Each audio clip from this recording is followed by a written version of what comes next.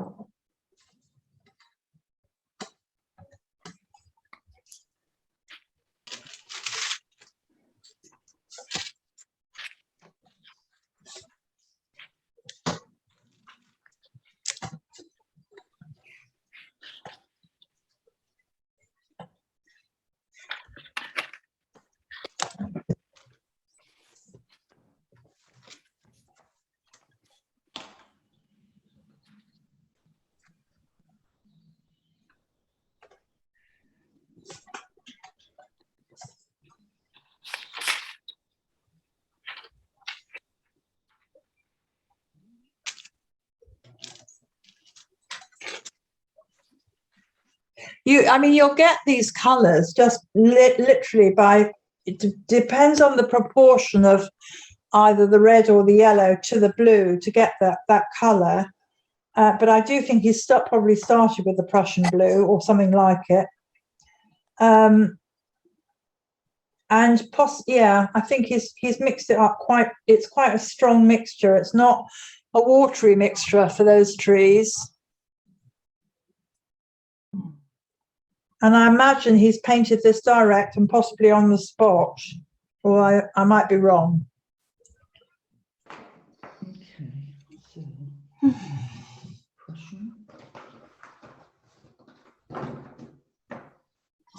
It says here in the comment on the book, a very economical painting with a classic composition. The eye is taken naturally from right to left by the hedge and cart tracks to the leaning gate. The watery winter sun adds a touch of warmth to the sky. You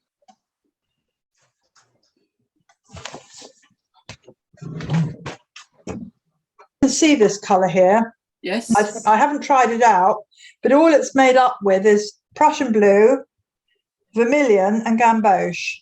Okay. and it's made a nice darkish green. Yeah. Now, I'm just going to try the dry brush technique first of all and see what happens.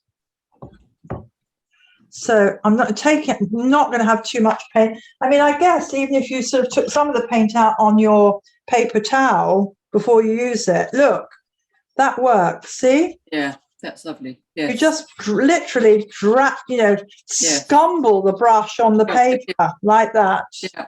Yes. No, fine. Yeah. Yeah, No, you can be quite rough with it. Did you all see what I did? Yep. Yes. Yeah. Do you think he did that? Because he's Yes, I do. I do think that. I think he wanted to deliberately not, sort of carefully paint each leaf. He wants to, these are winter leaves. There's very few left. They're all scrumpled up. And he wants to give us a sense of that real feeling of everything withdrawing, which you get at this time, when it's snowy and cold. Yeah. Yeah. Okay. If you twiddle your brush in the palettes or on the paper towel, so you get a real point on your brush. Now, this is not my best brush, this is my other one. But I would like you to practice going from working on the tip of your brush to then letting your brush rest on the paper and turn to create some of those kind of branchy shapes. Do you know what I'm talking about? Yes, we can. Can you just try doing a little bit of practice of that, some brush technique? So you get the outer extremity of the branches really fine, but where they start from the actual main trunk of the tree, they are thicker, and then it gradually, and you turn your brush as you do it, and go up onto its point, okay? Just try doing some freehand painting for a minute and see how you get on, of actually painting some of the, the branches and how you would deal with them. They do need to look thinner as they go out to the extremity, away from the main trunk. And I often, and also you need to get this feeling of them twisting over. They don't go in a very regular line. They tend to twist. And, you get a straight line, then it breaks, then you go another one, and so on.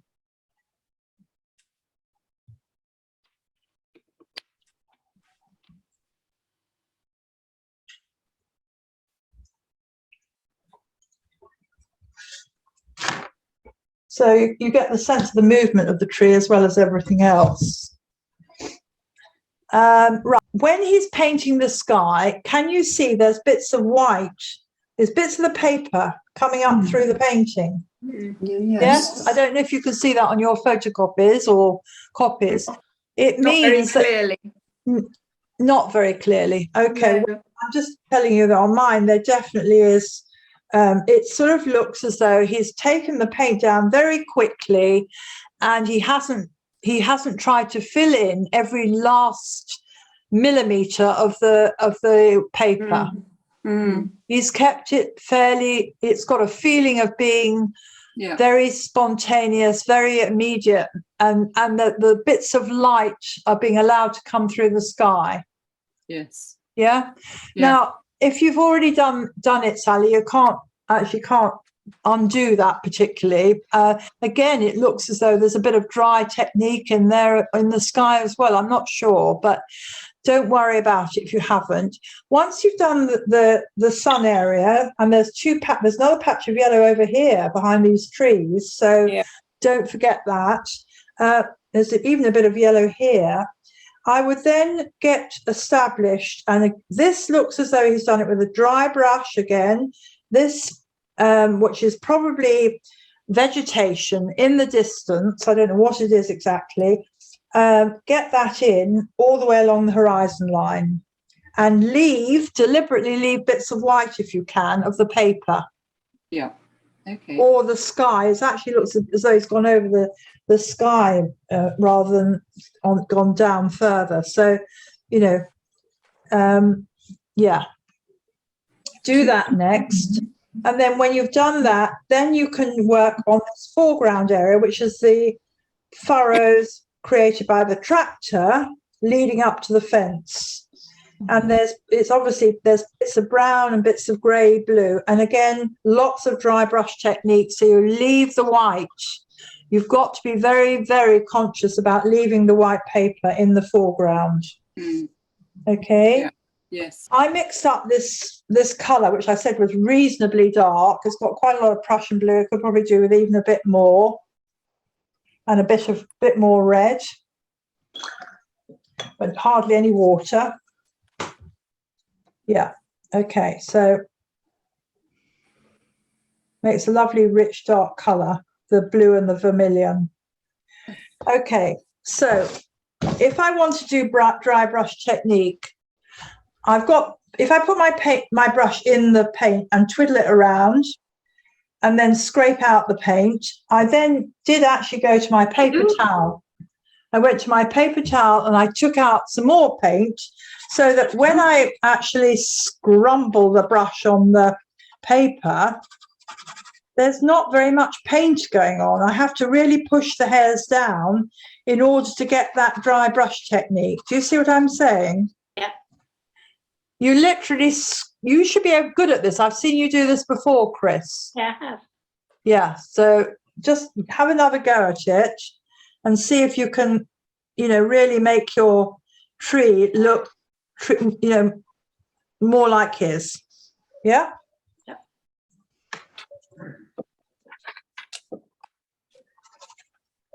If you've got a textured paper, of course, it does help. It kind of works better. I know that I'm using, because I'm using the Archers, the paper itself has got a texture on it, so it helps to do this. So that's his and that's mine. Not bad. Gosh. Good. Yeah. It's got no sky in it. It looks like scribble, but I think that's all it is. It's scribble with a bit of understanding in it.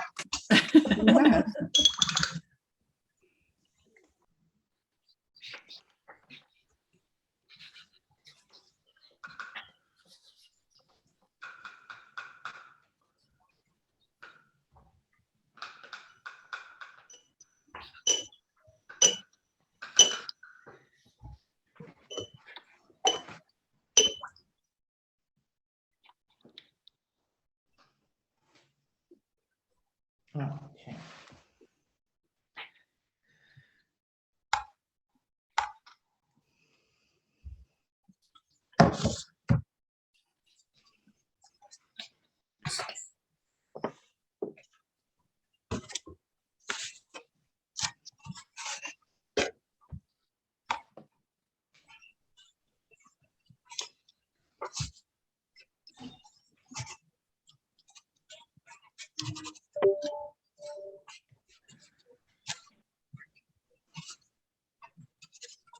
Yes, and I haven't dampened the sky area before painting it. I would just go straight in with your big brush and paint it really quickly. I've just done it on my test one and I've left bits of white like he has. I don't know if you can see this. Yeah? Yes. Yeah. I mix lots of colour and I'm using a big brush. Right.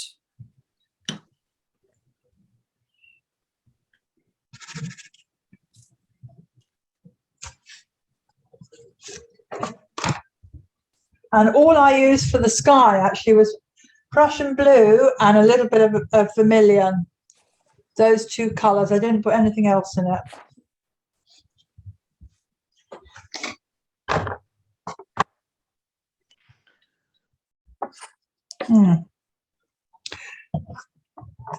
The so-called yellow sun is got quite a lot of vermilion in it. Interesting.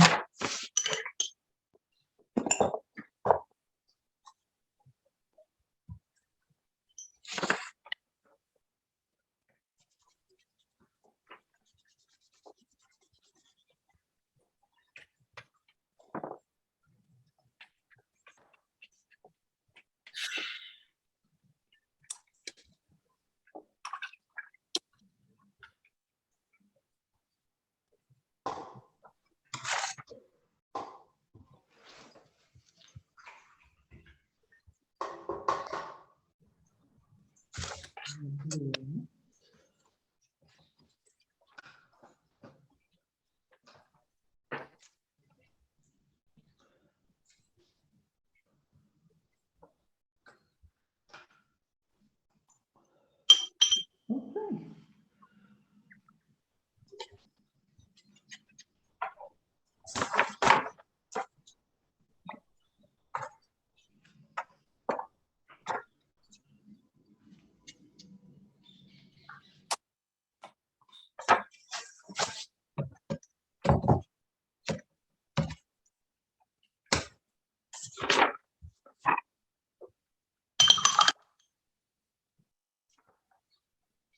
So can I show you